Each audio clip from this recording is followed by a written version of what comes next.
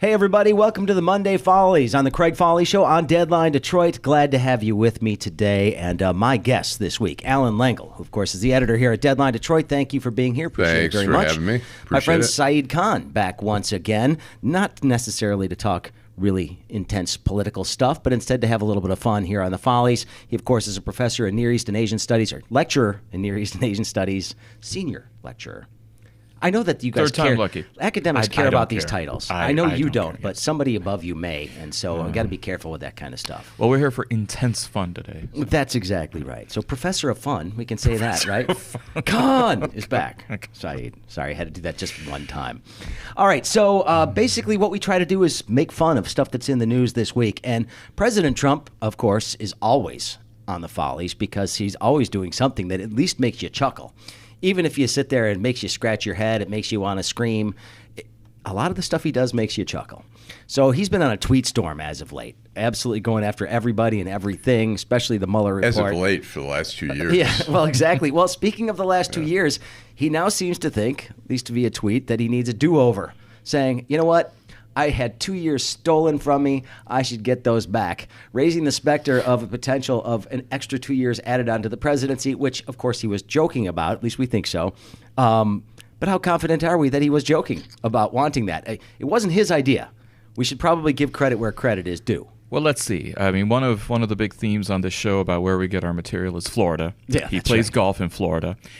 From what people say about the way that he plays golf, he takes a lot of mulligans. So taking a mulligan for the first 2 years, I'm not really too surprised he wants to do that. But mulligans are actually, you know, when you say you're taking a mulligan, you actually announce you're taking a mulligan. When you kick the ball out of the woods and say, oh, here's my shot, that's just cheating. That's not a mulligan. Winter rules. Well, exactly. But think about it. I mean, this notion that 2 years were stolen from President Trump. I mean, yeah, he was under investigation, but he has been talking about how much he has accomplished over these first 2 years. So how can you argue that they were stolen from you if indeed you've done so much for this wonderful country? I think he should get 2 years less because I think the American people feel like they've had their 2 years stolen of dignity for the office. And so I think it's about done. You know, we do the math right. But I mean, the fact is there are some people out there who are like outrageous that he even, you know, put something like this out there. Yeah. I took it for what I thought it meant, and it was indeed a joke. You know, it's saying, hey, if I imagine what would have happened had I not been bothered this whole time. But you look at some people on the left are genuinely concerned that he means this.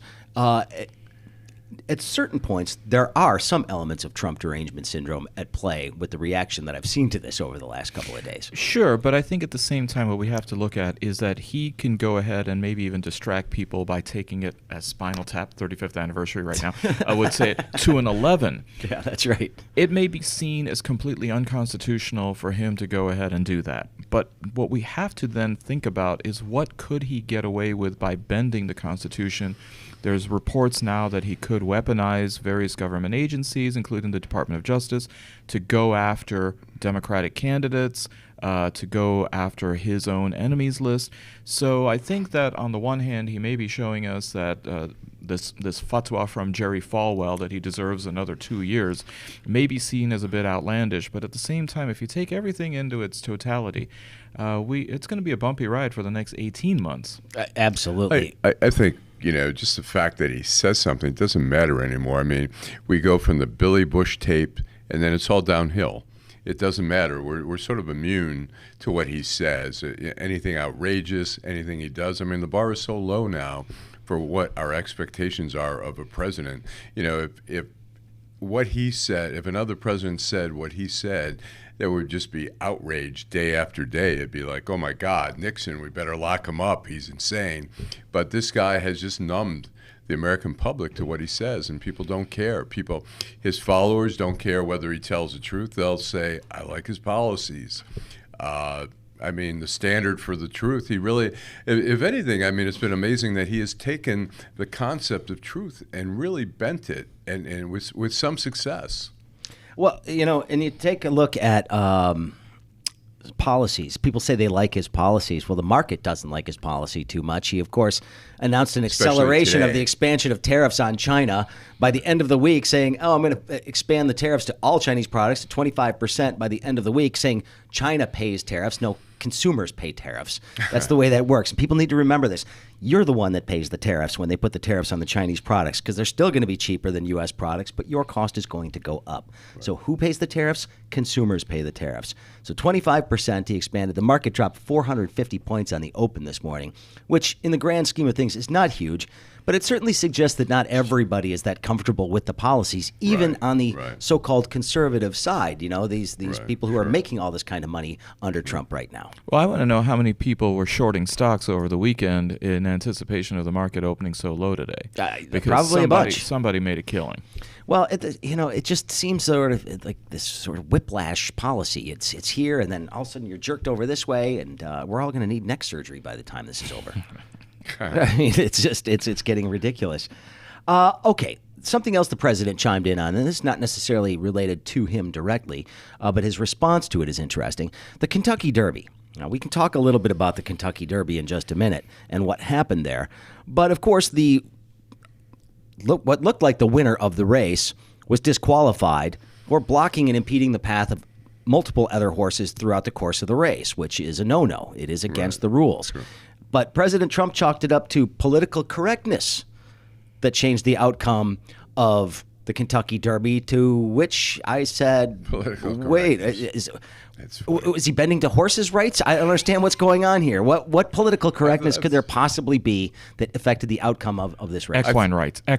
That's right. I think he was deflecting the anticipated accusations of Russian collusion.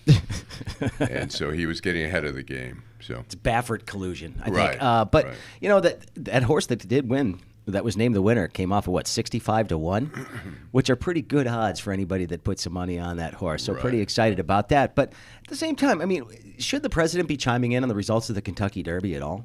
Well, I mean, it would probably be nice if he would have said anything in a tweet about the mass shooting at University of North Carolina, Charlotte. That's true. That did not happen. Which he didn't. But the Kentucky Derby obviously was within his his frame of reference to go ahead and comment on. But look, what he's essentially still talking about here is whether or not he himself was qualified to win the election. I mean, he's essentially now channeling or projecting not on another candidate but on a horse, whether or not Maximum Security, as he said, was the best in the race and should have won, but there was a technicality which looked kind of like the it. Electoral College. Exactly.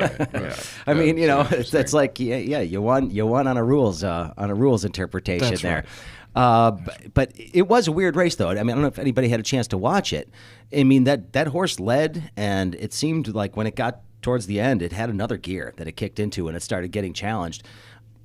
And then, of course, it took them a long time to figure out what they were going to do. But 22 agonizing minutes to figure out who won the race. Yeah. And so, anybody feel cheated about that result? Anybody feel it was wrong or incorrect? Well, I think the horse. Well, it depends. I mean, if the horse... I mean, there's rules. There's rules there, and the rules are in place for a reason, to have a fair race. And if it's not a fair race, you know, I mean, you hate it's like in an NBA contest or NHL. I mean, near the very end, particularly near the end, the last few minutes, it's a tie score. Somebody commits a foul or a penalty, and the refs let it go because they don't want to impact. But at some point, I mean, if it's such a egregious violation, you can't ignore it.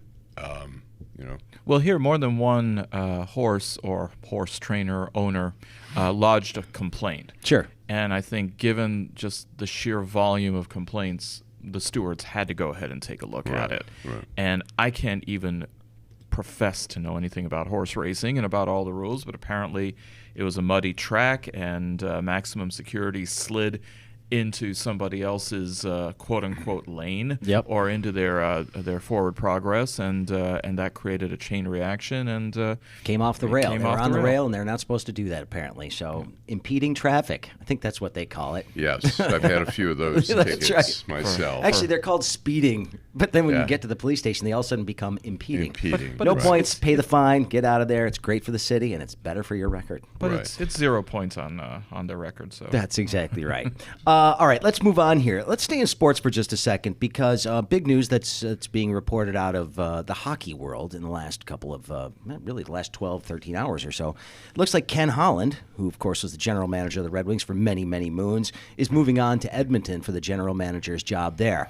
Now, when Steve Yzerman was announced as the new GM at the Red Wings, they made it seem like everything was hunky-dory and that Ken Holland was going to take this senior VP position and stick around with the family. Well, nobody bought that. Yeah, I know. Nobody bought that. I mean, Ken Holland was replaced. He was going to be a consultant or something. Vice president of hockey operations, I think is the title they gave him. Right, but it was a given that he was leaving, and obviously it didn't take that long. I mean, he's still $5 million has some a year on the market. Yeah, $5 million a year, nice but you're going to Edmonton. Right. Is that Canadian dollars or is that American dollars? Not sure. I think everything in NHL is now done in American dollars. If I'm not mistaken. Okay. Wow. Maybe not. It's good money. The headquarters are in Toronto, so. But the thing is, I mean, I asked the question. Edmonton still has a team. I mean, they haven't really been competitive in a while. But they've got some really, really good young talent. I mean, Yeah. they got Connor McDavid on that team. I don't know if you watch hockey at all, but this kid can play. But Edmonton might be the coldest the coldest city where there's a sports team, I think, anywhere. It is until you get the Reykjavik Raiders or something. Well, Reykjavik's probably pretty nice. They got volcanoes it's pretty and stuff nice. there. Yeah. So you're right. I think. So it'd have to be Nome coldest. or something like that to get much colder than Edmonton. Edmonton routinely has some of the coldest temperatures on the North American continent. Yeah. And so. Ken Holland, good luck. Good luck. But I'm not sure I'd want to be going to Edmonton in for January. $5 million, I'll go to Edmonton. I don't know. $5 million a year. Maybe. He can fly in from somewhere warmer. That's right. He can afford to go to Florida. And, All right, so I did have a request not too long ago from a regular viewer of the Fahles, regular listener of the Fahles, saying, hey, you need to get into more Michigan politics. And for a lot of reasons, I've been staying away from Detroit stuff for a while because, ethical concerns, firewall, all that kind of stuff. But I can get into county politics a little bit. L. Brooks Patterson went on Michigan Matters yesterday, Carol Kane's program on Channel 62. He's a regular panelist there, but she interviewed him to talk a little bit about his life after his diagnosis with pancreatic cancer, what he's going to do. And he was cracking jokes. But then she asked him about leadership in the state of Michigan and asked, who's your favorite mayor? He said, probably Mike Duggan because he's getting things done. She asked him what he thought of Rick Snyder. And he said, oh, he's a rhino. Republican in name only. I'm mad at him and likely will be for a long time. Oh, really? So it sounds like he's going to take this to the grave with him. He's really ticked off over what he said were bad appointments made by Rick Snyder and the fact that he wasn't hewing to Republican standards in terms of the way he governed the state. Right. I think that may be a shock to a lot of the liberals here in Michigan that Rick Snyder, wasn't conservative enough. But Brooks was not laying it out there. I was really shocked that at this point in time, he was going to go after him like that. Rick Snyder came in as supposed to be a Milliken Republican, and I think he had conversations with Milliken during the first race.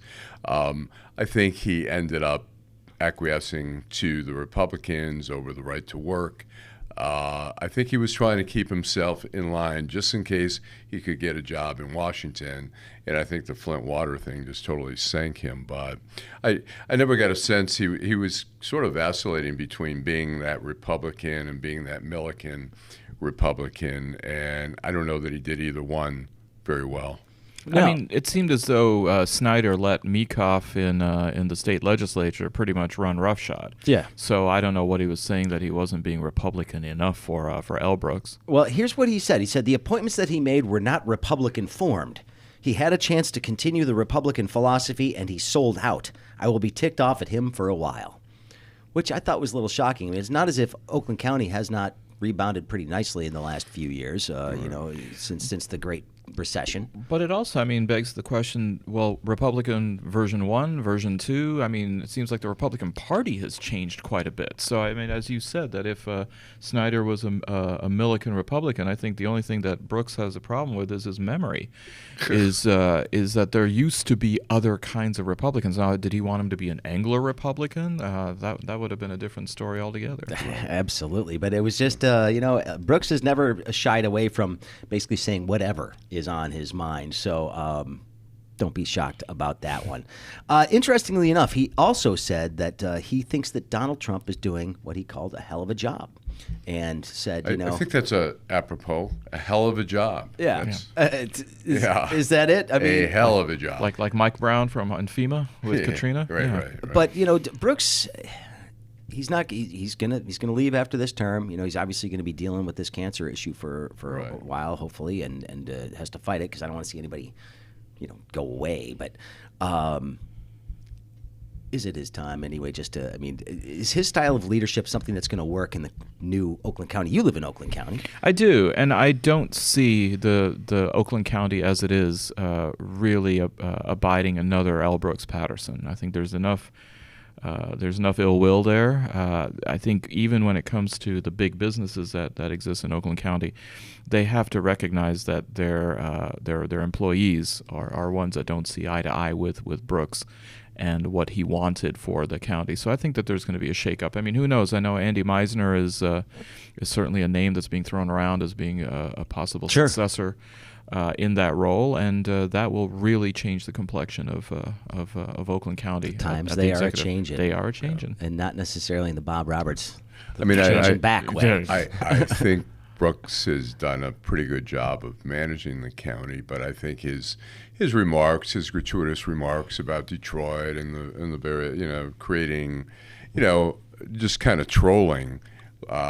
It was really sort of unnecessary, but that was his personality. He liked to shake it up, and he liked to be, sort of the little bully from Oakland County. And the fact of the matter is that a lot of younger people from Oakland County, they have stronger ties to Detroit as a city, both when it comes to Wayne State as well as when it comes to hanging out. There's a lot more synergy. Yeah, once Blackfin closed in Royal Oak, what's going to happen? Well, I think you're right. I mean, I think for years and years, people out in West Bloomfield and northern Oakland County and some other areas would brag and say, "I haven't been in the city in 10 years." Well, that's changed now.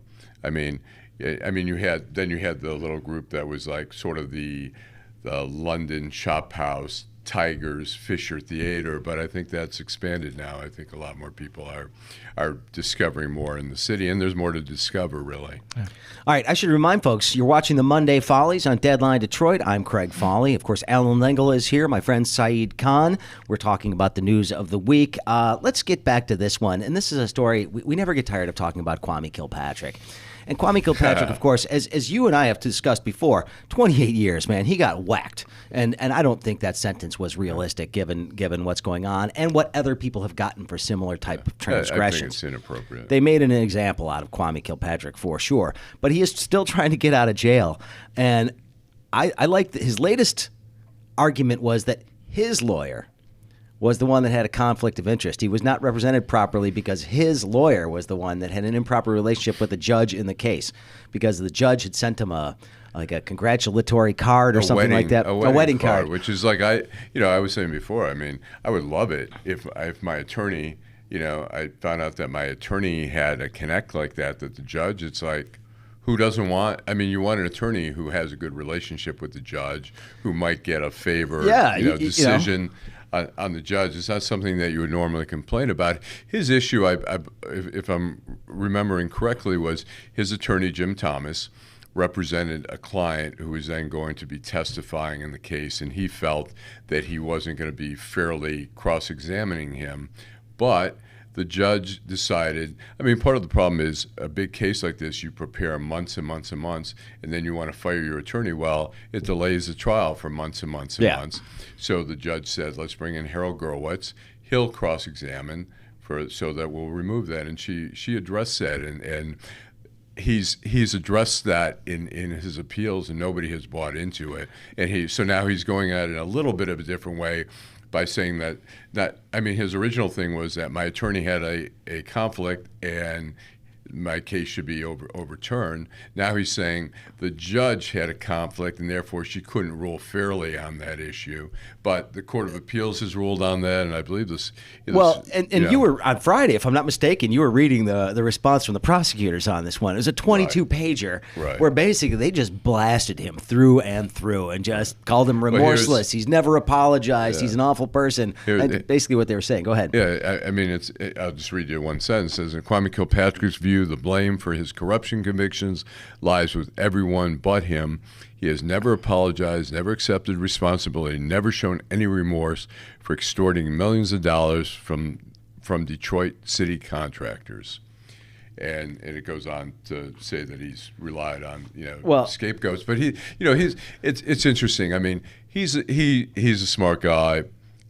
But you can't be smarter than, you can be smarter than one prosecutor, you can be smarter than one FBI agent, but you can't be smarter than the Justice Department, the U.S. Attorney's Office, the FBI collectively. And if you keep pulling what he did, eventually it catches up. Yeah, perhaps. Well, it definitely caught up for him. And I mean, he's running out of options. This is like his last gasp effort to avoid 28 years. I'm not even sure that there's anything that can be shaved off of this sentence. So there is a calculation. You get a little bit of good time. It's different than the state. If he were to serve the full 28 years, actually he'd only have to serve 24. You do get some breaks, but that's still a lot of time. I mean, it should have been really a fair sentence. Would have been anywhere from 10 to 15 years. I mean, the point is, you're trying to be punitive. You're taking away this guy's life. He's not going to watch his kids grow up. His marriage is, I'm sure. I think it is done, isn't it? Didn't she file? I think. Yeah, they were divorced. Yeah. So I mean, she wasn't going to wait 28 years. There seems to be going around the mayor's office. I mean, considering he was cheating on her, she's not going to wait 28 years for him. She's not that. Well, this reminds me of the scene in the Blues Brothers with John Belushi and Carrie Fisher in the tunnel, and he's like up to excuse number 29 now. Floods, locusts. It wasn't my fault. It wasn't my fault. That is one of the. Yeah, that is a great one. But it's an interesting figure. But there's no reason that I covered the Congressman Jefferson case down in New Orleans. He got 13 years, which at the time was the highest that any Congress member, and he was no longer a Congress member when he was sentenced, but that was the highest. Then Rod Blagojevich, I believe the next year got 14 years, and that was like, wow. Well, he tried to sell a Senate seat, if I'm not mistaken. Right. Yeah. And he got 14 years. And so what they based this on was a precedent. In a bad precedent that down in Ohio, one of the county commissioners got 28 years and another person got 21 years.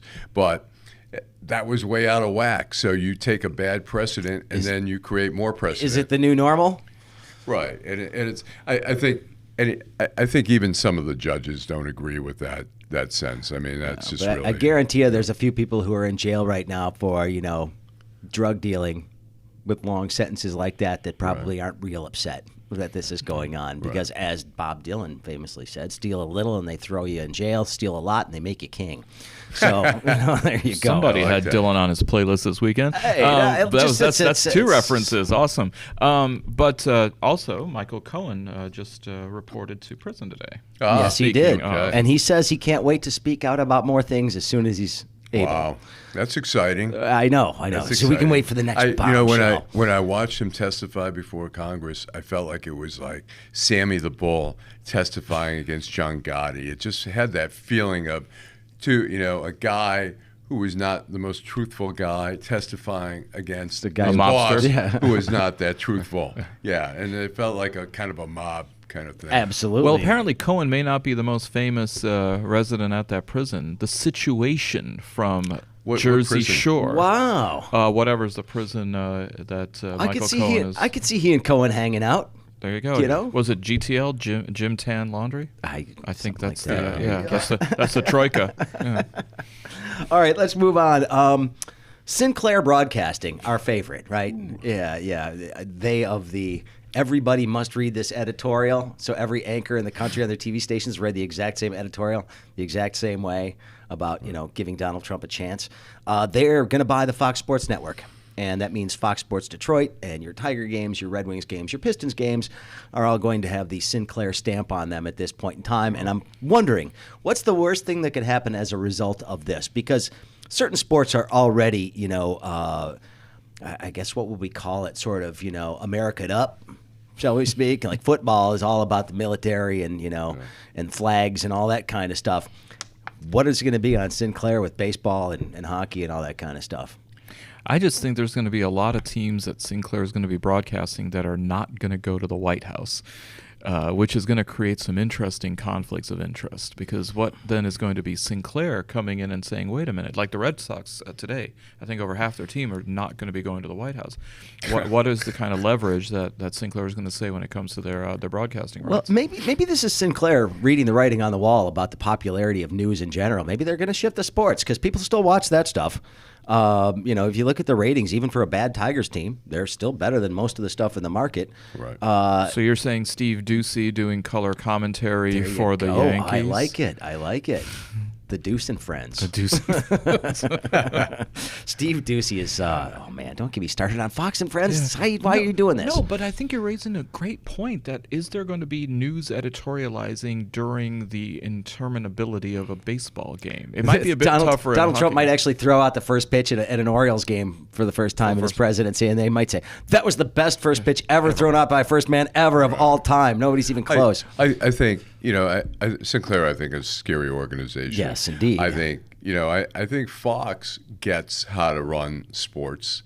I don't see anything separate division. Political, yeah, it's a separate division there. I'm a little bit nervous with organization like Sinclair. I don't know how you can politicize a Tiger game. That's what I'm wondering. There's got to be a way for them to do it. Yeah, if you can, they'll do it. Well, I mean, and Miguel Cabrera comes to bat. He's from that socialist country, Venezuela. I mean, there could be some commentary when they come up. Oh, listen, there's immigrant music playing as this walk-up music. This team has more immigrants than. That's right. We're wondering how do they get into this We're country? checking on their H-1B visa status right now. And then when you start getting into the shithole countries, I mean, that's a whole different ball game. Right. Pun intended. Venezuela, approaching that rather quickly right now, unfortunately. Lots of problems happening there, which that's a more serious conversation. But they're trying to figure out whether or not it's a socialist country or is it, frankly, a kleptocracy. The Trump administration is trying to figure out which one of those they agree with, because they used to say it was a kleptocracy, and now they say this is the evils of socialism. I'm like, well, no, the leadership's basically just stealing. But it seems like it's a failed coup, so that's going to be chalked up for a loss from the Trump administration. That always goes over so well in that part of the world. Yeah. They love America when we're involved in those sorts of things. All right, let's move on to this one. We'll get into some of the funny stories that we saw this week. I like this one. We're number one. Apparently, there is a Taco Bell here in our wonderful state of Michigan that has been ranked the number one Taco Bell in America. It's in Midland. And all the staff got Xboxes in reward for their hard work, which I think is great. We're number one. It's nice. Number one based there on are sales? Or? No, number one in the chain basically for customer service and cleanliness, among other corporate requirements. They don't say exactly what those corporate requirements are, but that's not easy to do. 1 in 7,000. It's right here in Midland. Taco Bell's not so easy. That's what I'm talking about. It's like Jim Gaffigan used to do a whole little thing about the Waffle House, and he'd say, yeah, the Waffle House is sort of like, think of a bathroom that serves waffles, and then he says, what are the words you'll never hear at the Waffle House? Nice job cleaning up. Oh man, I like Waffle House too. Do you like? Well, I've never been to one. Really? Yeah. Well, most is of them that harsh? Most of them are in the South, Alan, and I'll be honest with you, Waffle House is not exactly a bastion of Jewish fandom. Right. You mean it's not kosher? I'm pretty sure it's not. Oh man, I'm done. Matzo ball soup at the Waffle House. No, you are not. And most, like I said, most of them are in places in the middle of nowhere in the South. There's lots of them, but they're everywhere down there. Well, there was a shooting at one, and somebody became a hero. What was that? Yeah, that guy disarmed the person or somewhere. Well, I went with West Virginia, I think. Was it West Virginia? Yeah. I walked into one at 11 o'clock at night outside, like way south of Atlanta, with 3 friends, and And I How'd didn't, that go? Well, I went back into the car because I happened to have my guitar with me, and I said, if anybody asks, we're a band, because that's the only way we're going to get through this one. But Midland seems such an odd place. I mean, it's not a bastion of weed. Well, You'd think that this is where the munchies come from. But Dow Chemical could have put something in the food to make Midland it has slowly gotten a little bit more modern. Quite a while ago, they actually got like a cool coffee shop in downtown Midland, and that was, the start of probably It is gateway. the gem of, it is the gem of the gateway. Tri-Cities area, though. Well, they've got It was the gateway for drugs. Bay City and look Saginaw. look who's silver and bronze there. There But you I mean, but they also have a really good restaurant. It's pretty gourmet next to the hotel there. So yeah. So if you're headed up to Midland anytime soon, apparently there's a good restaurant in town. And a clean Taco Bell. Actually, I think he And was the going to best, say the best nothing to Taco scoff Bell. at. Actually, I think what he meant to say is there's a good restaurant there and a gourmet place too. Right. There you go. Yeah. All right, let's take a look at this one. There's this high school senior that just kept applying to colleges. She wants to be a teacher. She was accepted to 116 colleges and has been offered a cumulative $3.7 million in scholarships. Wow. And she's from New Orleans. She's a senior in New Orleans. She wants to be a teacher. She wants to be an elementary school teacher, to which I said, basically, she's going to be paying back student loans for college just on the application fees that she had to do for 116 universities. My God, that's overkill. She's been accepted to 116, which means that she has applied. There's 11 more that she hasn't heard from. One, great track record. But if you're accepted to... What are the universities? Are there any? There's 116 of them. I'm what's not going to go through what's that. like the top? I mean, are there any like in the top of the table? It didn't really say. But so she's been dual enrolled at a community college for 2 semesters while in high school, but she's got a cumulative 3.5 GPA. And she's in National Honor Society, all that kind of stuff. But 118 colleges, or 116 have said yes, and still waiting to hear back from 11. I mean, that's... We whittled it down. Why apply to so many? I mean, it could be a Guinness thing. I get that. Maybe you're going for that sort of thing, but it costs money to apply to those places, and it's not cheap. Or maybe her personal statement was about how she's a hoarder. Maybe she just likes mail. I remember my senior year in college at Michigan State. I mean, my roommates were applying for med school and law school, and I was applying for all these newspapers, and we got mail every day. The mail was such a big deal. In fact, we had a lamp in the living room, and I'd come home, and my roommates would be home earlier, they would hold the letters up to the light, so they could read through it, and I'd walk in and they'd say, "Hey Al, the Muskegon Chronicle rejected you." I go, "Thanks."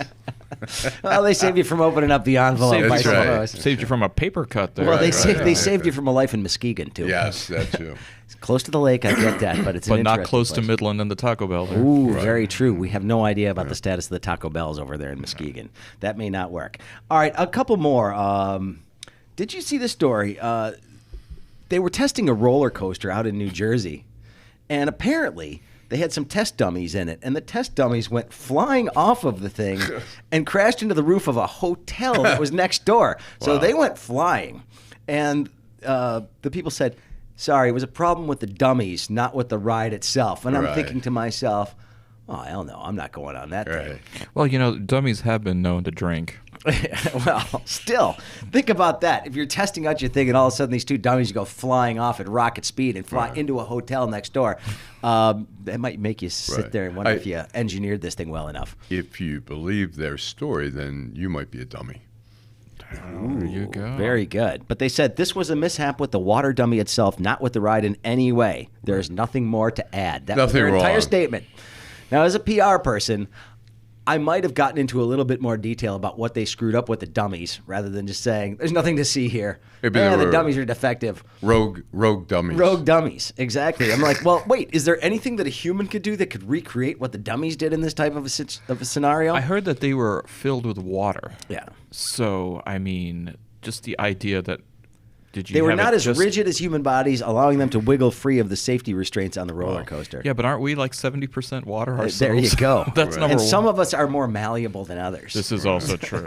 So. But I mean, what would have been awesome is if they would have actually put red food coloring in the water just for the effect. But and I was just going to say that as soon as the show is over, I'm going to make sure I copyright that because I think it's a good movie name, Rogue Dummies. Nice. I kind of like it. You know, there was that band, the Crash Test Dummies. That's true. Oh, I with, like with that. that wonderfully Canadians, baritone voice. Yeah. Yeah, so he was down here, but I was listening to them a couple of days ago. As a matter of fact, they came up on the playlist, and I don't remember it as fondly as I did back then. Well, you have The to 90s are far removed. You have to listen to the Weird Al cover version of that song. Which one? The Song, yeah, okay. because he talked about like John Wayne Bobbitt, and he talked about the kid who got in trouble and got caned in Singapore, and I forget who the third person was. All right, take a look at this. We'll end with this one because I think this is quintessential America. This is down in Virginia. Didn't look up Florida Man this week, so I apologize, everybody. No Florida Man this week, but we do have Virginia Man, and so it was a guy who was hanging out with the man that his daughter was dating. So there may be more to this story than we're hearing. But apparently the two of them got into an argument which led to a shooting. Not unusual. Potential father-in-law shooting a potential son-in-law. There's jokes about this kind of stuff all the time, right? But apparently the shooting was as a result of an argument that they had over whether or not Chevy or Ford makes a better truck. Oh, right. That's worth killing somebody over. I can see apparently it is, because this guy did it. Like I said, I think there's more to this. Right. Maybe he just doesn't like this guy. Right. It's entirely possible. He's not good enough for my daughter kind of thing. You sure this wasn't going to be an ad for like a Sinclair-owned sports show? That's exactly right. I think maybe he was waiting for something better to come along to shoot him, but thought, this is close enough. I think I'm justifiable in this. So this is going to probably like age all of us, but you remember there used to be that commercial for Time Life with the series about the Wild West, and they always used to talk about John Wesley Harding, who once killed a man just for snoring. So that's right. That's the first thing I thought. Wow. That the trigger on this guy was probably that was pretty the Brady low. Bunch, wasn't it? Yeah. That John Wesley Harding story showed up in the Brady Bunch. No, too. Jesse James showed up on the Brady Bunch, man. Oh, that's right. Bobby was idolizing Jesse James. That's right. Jesse James killed my father. That's right. That's right, the grandfather. Well, no, interestingly enough, here's what happened. Because this didn't just involve the son. The daughter got injured, too. Because apparently they're arguing over which of these trucks is better, and the kid brings out the knife. And somehow his girlfriend ends up getting stabbed. She's got a 6-inch wound in her lower back or something like that, which is pretty significant. So then the guy goes inside, gets the gun. She tries to de-escalate with the knife wound, and she's trying to keep them apart. And he shot her in the leg 5 times and then shot her son in the arm. There you go. So, and then 2 of the bullets that were fired ricocheted and ended up hitting the son's girlfriend in the back and in her cheek. Wow. Over a truck. So you don't get angry about tastes great, less filling? I mean, what would have happened if you would have said Toyotas were better trucks? Ooh. I mean, that would have just been, I have a feeling somebody would have been strung up for that one. Right.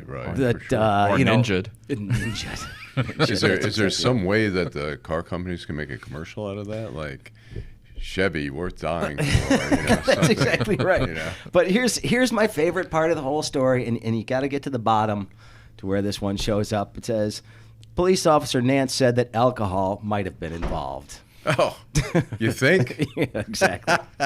Exactly. And there was possible drug activity at the residence. You and when you hope look so. at the picture, and if you actually look at the mugshot of this guy, yeah. So I know a guy pulls a gun on me, and I'm saying Chevy. He pulls a gun on me. I say, "No, you're right. Ford's okay Ford's with better. me. That's exactly right. I'm not going down for that. No, absolutely not. This is why, as a rule, I don't hang out with people with pickup trucks. Yeah. Well, all right. So the big news this week, obviously for Saeed and I, is that Johnny Marr is playing in town. So any Smiths fans out there, you got to make sure you hit that show. It's at St. Andrews. Yep. Can't beat that one. So I'm going to try to get there Saturday night. I think it's Saturday night. Saturday night. So that's about it. But hey, we'll be back on Friday with the week that we'll do this live streaming thing on. Of course, the podcast is available anywhere you get podcasts, The Craig Fahle Show. And of course, this has been the Monday Follies on The Craig Fahle Show on Deadline Detroit. Alan Legel, thank you very much. Thanks for having Saeed me. Khan, thank you very much. you. Enjoy your summer break, which you've got coming up. Are you teaching classes this spring? Starting tomorrow. Oh, nice, nice. Well, we'll have you back anyway. We appreciate it very much. Thanks to Michael Lucido for engineering the broadcast once again today. And we will see everybody next week for more Follies. See you then.